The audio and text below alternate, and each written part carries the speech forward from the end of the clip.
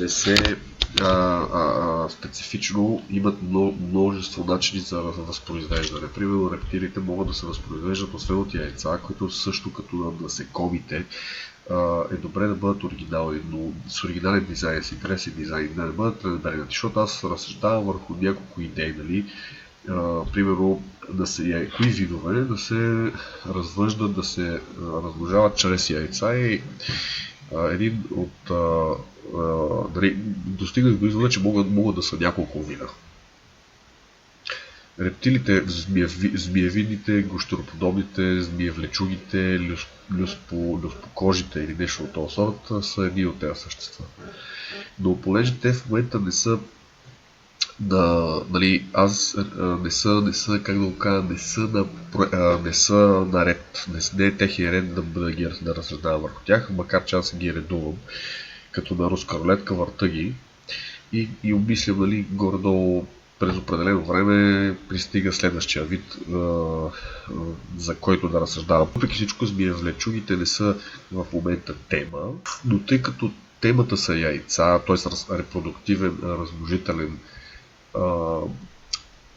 начин на възпроизвеждане и на размножаване, това се отнася до всички, които по някакъв начин имат по-интересен, така, как да кажа, нали, външно отровен или примерно имат някакъв вид размножават се чрез яйца. Нали? Говоря това, го съобщавам така като не претекста интро, един вид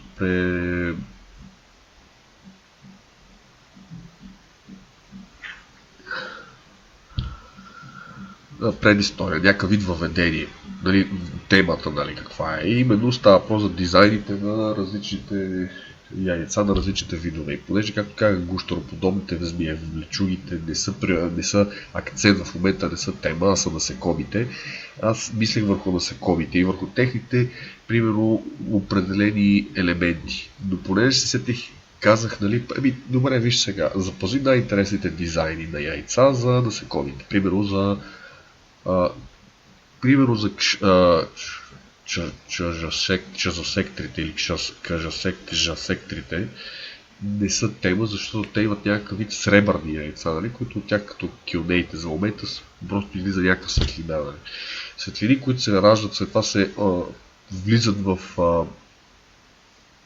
едни като растения и оттам вече си образуват тела и се ражда някакъв екземпляр. Нали. Но преди това темата бяха паяците и как те се размножават и съответно лорговете или зуковете, нали, които също като прякор им казват, нали, таласъми. Те също последната така видение, картинка в главата ми беше за един такъв звук, който е стъпил, нали, техната почва върху тяхната планета, върху планетите им, нали, върху някакво място. Беше като органинен килим от техната червена почва. Небето, нали, говоря, ефира беше черен, без звезди, а в далечината гореше планета, която отразяваше светлината на... Гореше планета с светлината на отражението, с погълнатата светлина на отражението, с погълната, с отразявайки. И на преден план беше някакъв вид лорк, който е гази, нали, някакви яйца, но те не ги уврежда, нищо, че ги тъпче, ги смачква, те са като някакъв вид леко такива плондири на футболни топки, но някакси не се пукат. Здрави са и са яки, но добре, с това са гъвкави, жилави, такива и можеш да ги тъпчеш, те се вдлъбват и след това изпъкват пак. И това същество ги газеше и тия яйца бяха някакви едно върху друго в някаква почва заровени до някъде и се показваха като гърбици, нали, от почвата. Което беше интересно, нали. Но си замислих за дизайните на яйцата и си бях казал какви да са тия дизайни. Сфери, триъгълници, нали, като малки пирамидки, такива, които пак са яйца. И се замислих за цялото нещо. И казах, ако те имат такива, после ми дойде друг въпрос, ами дали да не са им такива металически яйцата, като някакъв вид технологични инкубатори, някакви кълъвки, които всъщност са точно роботи, които всъщност са сфери, които от тях се издуват яйца, мътят се върху самата сфера, която левитира и се движи, тя самата е някакъв вид такова тяло, което се движи, по някакъв начин самото то в един момент тези сфери се заравят в земята, за да мътат. И самите те от тях се превръщат в яйца, от тях излизат тия лоргове. Нали? Обаче в други варианти самите тия сфери от тяхния метал, жив метал, той е такъв, нали, просто започват като ръжда да се надуват някакви елементи по тия сфери и се получават яйца и тия яйца всъщност ги заравя сферата, отива, заравя ги в почвата и там си се мътат сами и си излюпват някакви лоргове. Обаче си казах, нали, това е интересно. Те тия сфери с някакви много странни форми. Нищо, че е сфера, тя е разцепена на някои моменти, вградена с нещо като шевове и ребра вътре в нея, на моменти на места има нещо като усти, някакви такива като чашки има, като някакви такива бубуни поне, нали, не е перфектна сфера, ами е така, нали, напомнена сфера, но има и някакви израстъци по нея, някак си на момент, така леко е разтеглена, леко прилича нещо като совалка.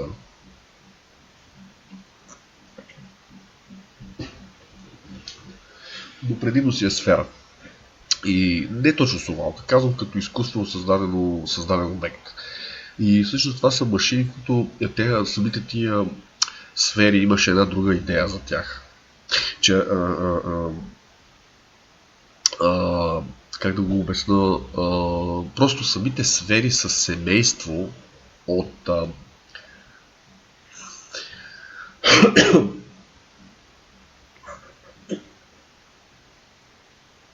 наноботи, които са пораснали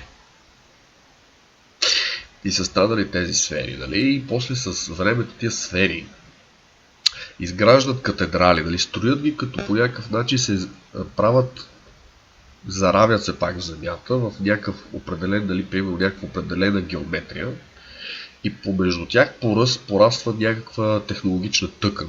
И така тези сфери имат връзка чрез някакъв вид технологична мимическа система такава. Като да свържеш точки, нали, определени точки, които се свързват. Нали. Има едно такова движение на тия идеи, нали, разбираш, мисля, просто не са категорични.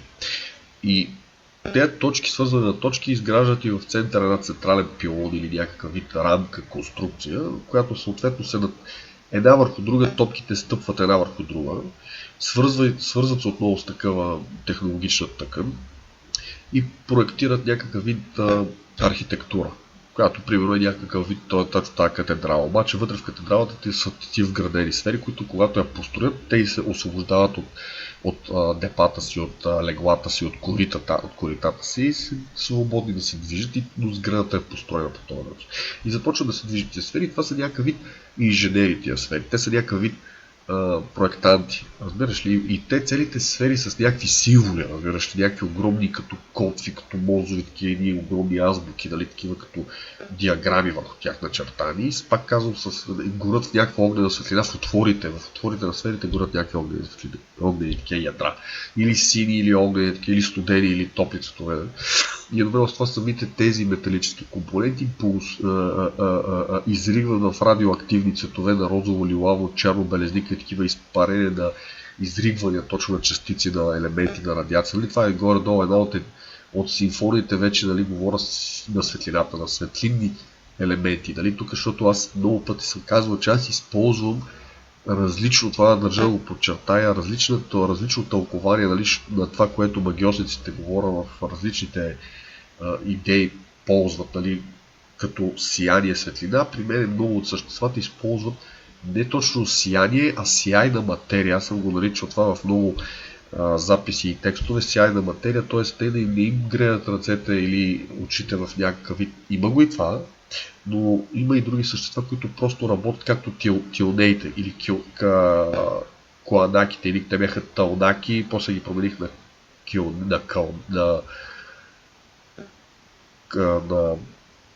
кълнаки или килнаки или килней, те използват такъв вид раздробена материя, като диаманти и сияеща материя, но при ръцете им гледат в някакъв вид сияещи частици, елементи, нали, като раздробени.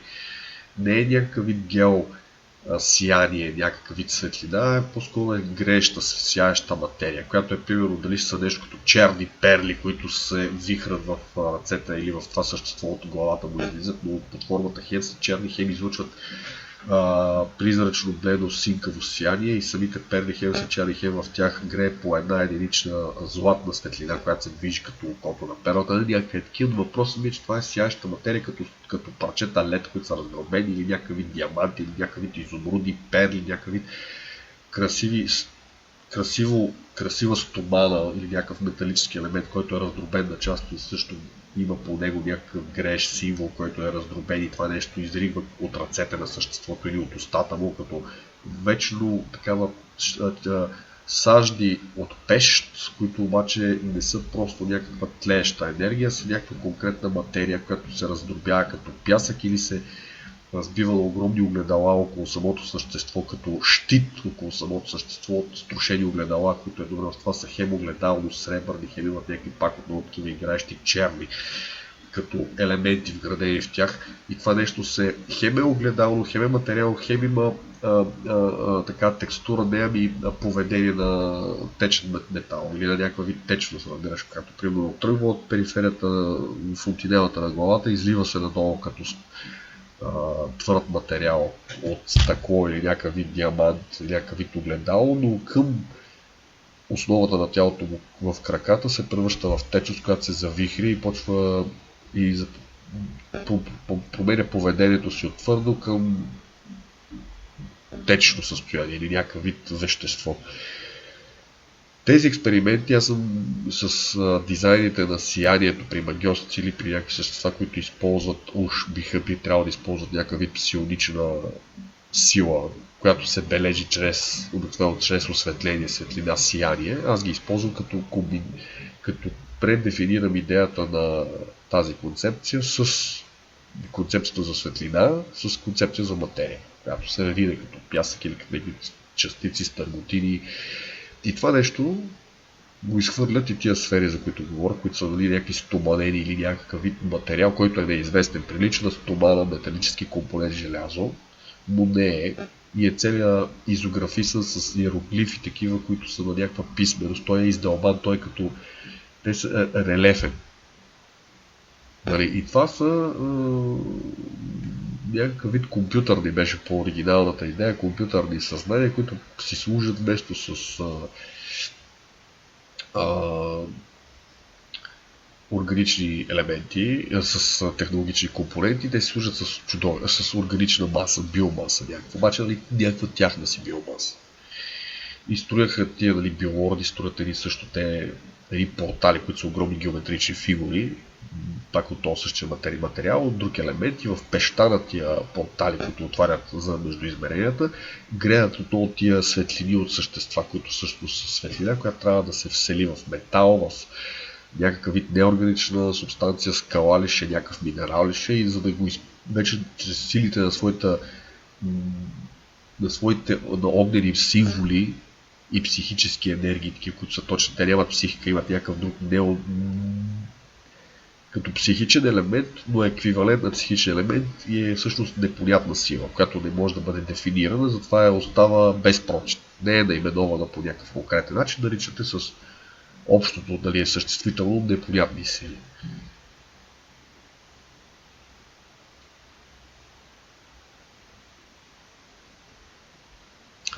Мисълта ми е за яйцата, че тези сфери пораждат или се превръщат в някой случай на яйца, се превръщат в яйца, или пораждат яйца, които тези яйца бяха целите с някакви огромни релефи по тях. Те са изографисани в слово на непонятни езици от релефни букви.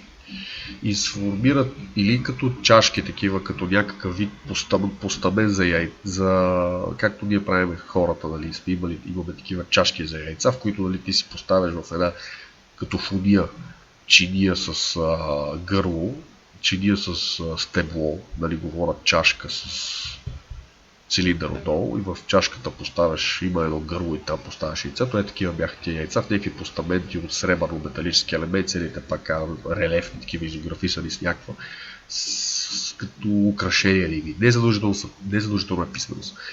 Но мисълта ми е такива комбинации от геометрия, в някои случаи сфери чисти, в други случаи триъгълници чисти, някакви ромбоиди такива различни са. И това са яйцата, които излъчват или светлина, или се чупат и излизат някакви готови завършени индивиди. И това търсене цялото се отнасяше или до биолордите, лордовете, фактически, или до насекомите, тия, които са ти не кшасекторите, а паяците. И се чудех тия яйца с геометрия на кой да ги дам, защото те, или пък съответно на посетителя, който от технологичните елементи, технодермис, кибернетичен дермис, ражда понякога такива, се появяват, точно се раждат родена машина, които се хранят с плът и така нататък, или правят бульони от плът, и там се роват техните машини и нещо си събират някакви в техните технологични тела, които са изкривени, събират нещо в джобове или в някакви като отвори, да тъпкат плът, някакви такива, сформирана вътре споенат някакви кабели, не знам какво. И това ми беше от и си казах ми, и после сетих, че и рептилите, змиевидните, имат такива яйца и си казаха ми, добре, какъв да е пак техният дизайн и ми дойде една мисъл, ми остави го някакъв рандъм произволен дизайн, да не е някакъв супер изпипан, да си играе с техния дизайн. Обаче после си казах, защо пък? Те трябва да имат оригинални, може да мътат в глави от отрязани глави на рептили, които ги използват устите им като джобове, в които да се мътат. Може да имат хем органични камери като яйца, хем да имат и технологични камери, които са някакъв вид инкубатори, изкуствено съзнание, за някакъв вид вторичен бульон, който вътре бърка като пералния от тая лещата на змиевидните и повръща някакви същества. Има го и този момент, разбираш. Просто има разновидности на тази идея и съответно имах една много стара идея за насекомите, които бяха човекоподобни и те, примерно, техния секс,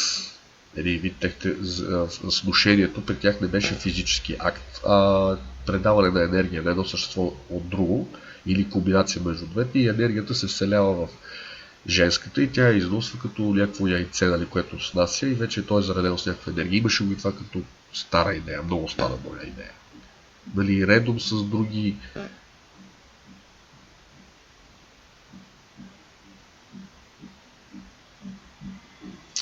идеи за тия като микрочастици, микроорганизми, като разумните бактерии, които също са много добри строители и могат също така да бъдат възпламенявани чрез психическите сили на съответния индивид, който ги контролира, защото всеки индивид насекомоиден синдром се произвежда свои такива бактерии и контролира колони бактерии, които го управлява, насочва, координира и може с тях да се лекува, хем да строи брони, хем да си строи оръжия, а оръжията построени от него, една част са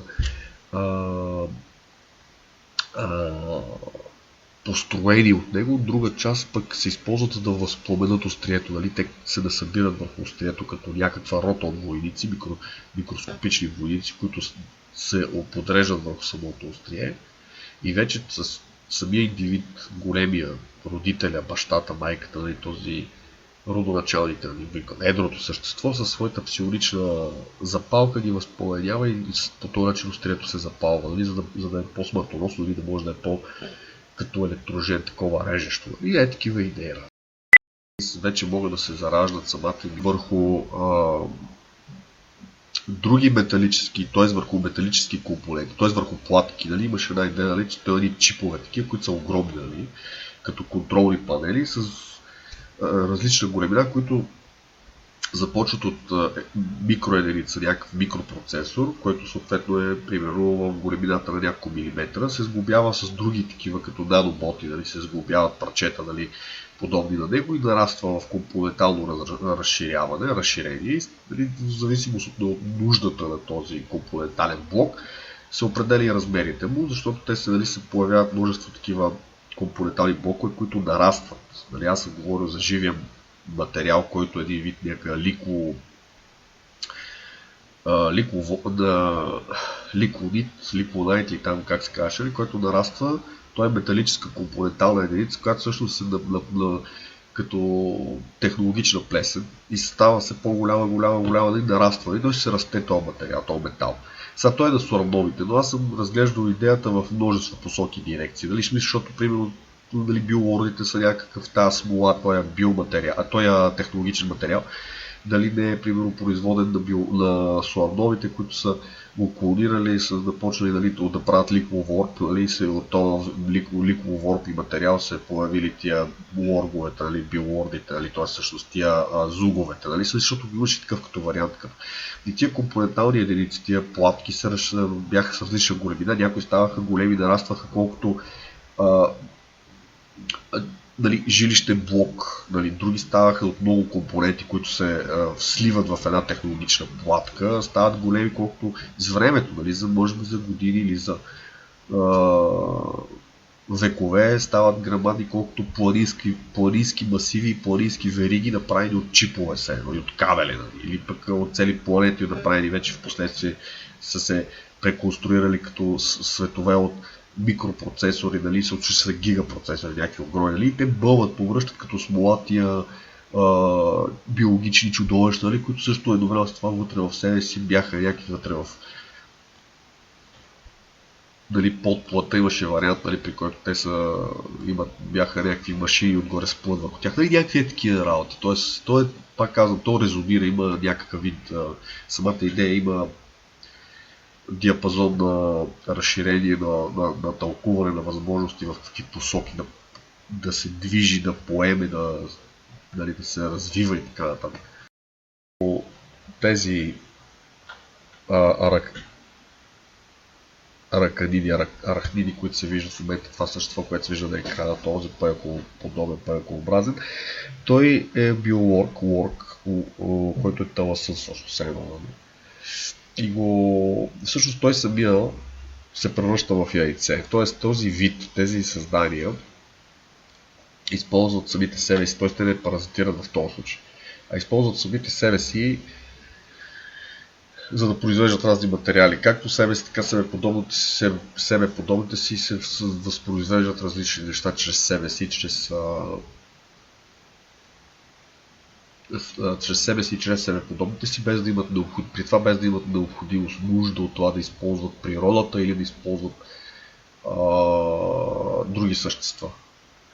Тоест те успяват да възпроизвеждат материя, пил камъни и да строят чрез тях, или да произвеждат някакъв вид сплав, някакъв вид металически компоненти от самите себе си, да ги прехвърлят върху себе си и чрез тях да изграждат конструкции. При тези същества паяците, те самите отдолу, той имаше един дизайн, вариант, нали, който в задната част на съществото, нали, т.е. аз просто тук не съм го показал, че трябва да го покажа. Има една сфера на топка така, с останали и пренася това нещо, му е някакъв вид всъщност основната структура от тялото, или главата всъщност. Нищо, че и тук има глава с уста. В другия вариант имаше уста отдолу от корема си, т.е. то самото всъщност от него се надува, нали, като бременно, нали, от долната страна на тялото си и всъщност му пониква яйцето, което всъщност се издува надолу и то с тия краченца си го прегръща си го. И се слива цялото в едно общо, при което всъщност се превръща в следващия стадий, нали, яйце на биолорк, нали, на лорк също си, така се образува от самото себе си, използва достатъчно енергия и материя, се забременява. Те нямат мъжки или те нямат полове и така нататък, те се чрез делене пак казах, на еквивалент на психическа енергия и на материя, и на светлина, и на кости, и на структури, си се самовъзпроизвеждат. Без да имат някакъв климатичен